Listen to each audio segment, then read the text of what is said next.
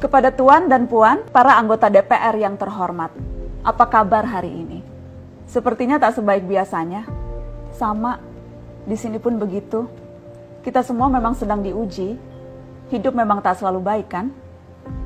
Seperti kami-kami ini, Tuan dan Puan juga mungkin lebih banyak bekerja di rumah. Kalau lihat siaran sidang atau rapat terbuka di gedung DPR sekarang sih kelihatannya banyak kursi yang kosong. Tapi biasanya juga kosong kan ya?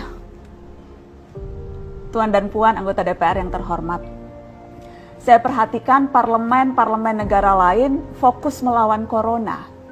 Tapi rasa-rasanya isu-isu yang keluar dari Senayan belakangan kok kebanyakan tidak terkait corona ya? Kami malah membaca DPR bersemangat membahas isu-isu lain. Contohnya, rancangan Undang-Undang Cipta Kerja yang banyak ditolak karena dinilai mementingkan kepentingan investor di atas kebutuhan pekerja. Presiden Jokowi pekan lalu sempat menyatakan pemerintah dan DPR menunda pembahasan salah satu klaster di rancangan undang-undang itu, klaster ketenagakerjaan. Ini untuk memberi kesempatan mendalami substansi dan mendapat masukan dari banyak pihak. Berpegang pada alasan itu, maka sudah seharusnya klaster lain dalam RUU Cipta Kerja pun perlu ditinjau ulang. Karena yang lain juga bukan tanpa masalah, terutama dari perspektif lingkungan dan keadilan gender. Tidak cukup hanya menunda pembahasan satu klaster saja. Ada juga RUU lain yang masih nekat mau dibahas. Ada RUU KUHP yang tahun lalu diserbu unjuk rasa. Lalu RUU pemasyarakatan. Ada koruptor yang sudah ngebet pengen bebas kah? Apa kabar Pak Yasona? Terus terang saja, membahas undang-undang yang menyangkut hajat hidup orang banyak di masa seperti sekarang ini terlalu mengundang curiga. Gara-gara pandemi yang pada jatuh cinta saja berani menunda nikah loh. Ini kok DPR buru-buru banget kayak lagi kejar setoran?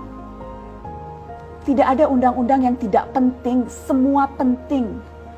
Justru karena undang-undang itu penting, aneh jika pembahasannya diseriusi di waktu seperti sekarang, saat dimana perhatian dan konsentrasi kita sedang terkuras bertahan hidup di tengah wabah.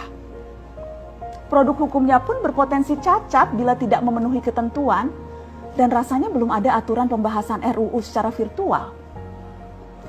Jika ngotot menuntaskan Omnibus Law, atau RUU KUHP, atau RUU pemasyarakatan, jangan salahkan jika ada yang menilai DPR tidak menjadikan perang melawan corona sebagai prioritas.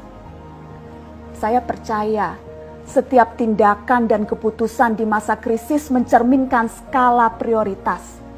Atau memang inikah prioritas wakil-wakil rakyat kami saat ini? Bikin ribut juga jelas tak seharusnya jadi prioritas. Satgas COVID-19 DPR kemarin dikabarkan mengimpor jamu ilegal dari Tiongkok secara besar-besaran untuk pasien positif virus corona. Satgas kemudian membantah itu, katanya ini diproduksi di Jakarta dan merupakan sumbangan Wakil Ketua DPR RI Sufmi Dasko yang akan dibagikan gratis ke berbagai rumah sakit. Kemudian dikabarkan juga jamunya mengandung bahan berbahaya dan belum terbukti klinis.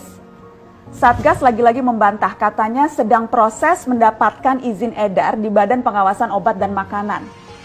Sedang itu berarti belum kan ya?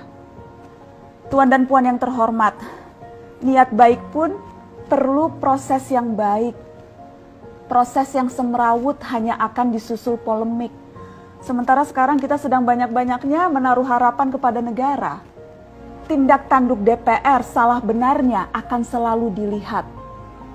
Makanya sempat ramai juga warganet mengkritik Satgas COVID-19 DPR RI yang berfoto mengenakan APD saat hendak berkunjung ke rumah sakit darurat Wisma Atlet menyerahkan sumbangan DPR.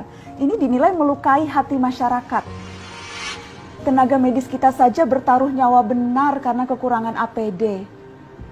Tidak ada yang meragukan jumlah sumbangan DPR. Kami yakin pasti banyak, namanya juga DPR, beli ribuan rapid test saja mampu, ngeborong jamu apalagi. Tapi ini soal rasa dan empati. Kecuali ya, kalau yang dipakai anggota DPR itu APD yang lain, alat pelindung dewan. Salam hormat dari kami yang kalian wakili.